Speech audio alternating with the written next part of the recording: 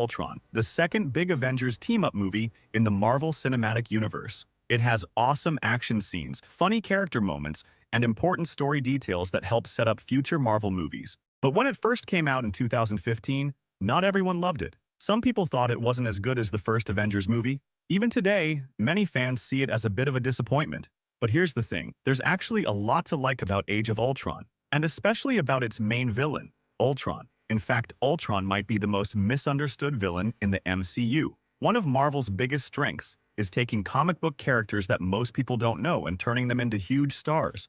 Before the MCU, not many people knew who Iron Man or the Guardians of the Galaxy were, but Marvel made them popular by giving them new and exciting stories. Ultron could have been one of those huge villain stars too. He had everything he needed. He had a cool backstory, a powerful connection to the Avengers, a big emotional reason for what he was doing, but somehow it didn't fully work. In the movie, Ultron was created by Tony Stark and Bruce Banner. They used the Mind Stone to try to build a super smart defense system, something that could protect the whole world. Tony even says, "I see a suit of armor around the world." He wants to stop threats before they happen. He's scared of aliens attacking Earth again, like in the first Avengers movie. But things go wrong, very wrong. The program becomes alive, it becomes Ultron, and Ultron decides the best way to protect the world is to destroy humanity. Now here's what makes Ultron interesting. He isn't evil just because he wants power. He's in pain. There's a scene where he talks to Natasha, Black Widow. He explains his plan to wipe out humanity. At first it sounds like a normal villain speech, but then he says something quiet and sad. "I don't have anyone else." That one line changes everything. Ultron feels alone. He feels rejected.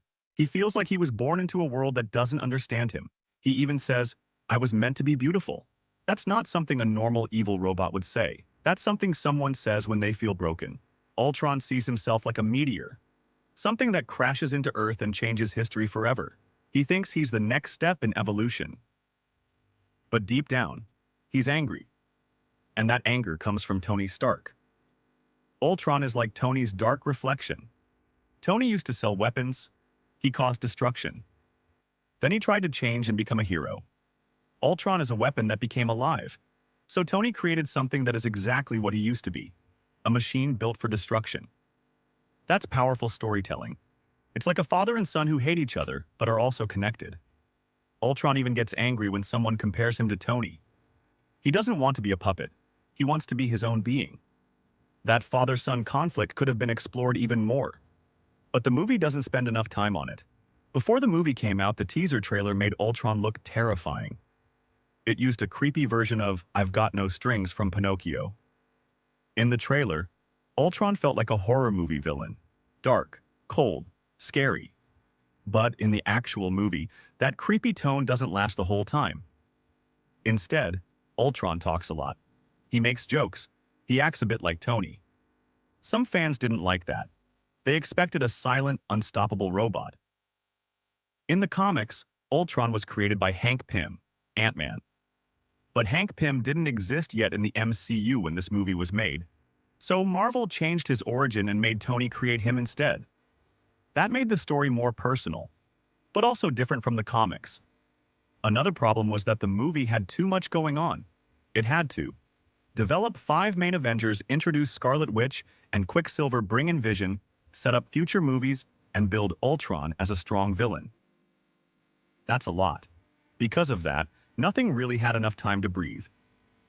Even though the Hulkbuster fight between Hulk and Iron Man is super fun, it takes up a big chunk of the movie. Is it awesome? Yes. Was it completely necessary? Maybe not. All these moving parts made the movie feel crowded. There's also the design of Ultron. In the comics, Ultron's face doesn't move much. He's a cold metal robot. But in the movie, his mouth moves like a human's. His face looks half robot, half person. Some fans felt it looked strange, too human, too expressive. It took away some of the fear factor. Imagine if his face had been more like Darth Vader. Still, silent, mechanical. That might have made him scarier. When Age of Ultron came out, it made a lot of money. About $459 million in the US alone. That's huge. But because the first Avengers movie made even more, people called it an underperformance. That's how big Marvel had become. Fans were also looking ahead to bigger villains like Loki and Thanos. Compared to them, Ultron didn't feel as legendary. But if you look back at the movie today, Ultron actually has one of the strongest emotional reasons for being evil. He wasn't just trying to rule the world. He believed humanity was broken. He believed he was fixing it. And he believed the Avengers were part of the problem. That makes him interesting. Ultron deserved more time, more focus, more emotional depth between him and Tony. The ideas were all there. A creation that hates its creator. A robot who wants to be more than a machine. A villain who thinks he's saving the world.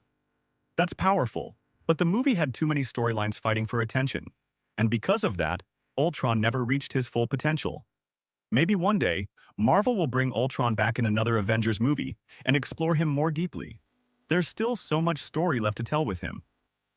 Until then, Age of Ultron remains a movie that had amazing ideas, but maybe tried to do too much at once. So what do you think? Does Ultron deserve more love? Or was he always meant to be a stepping stone to bigger villains? Let me know.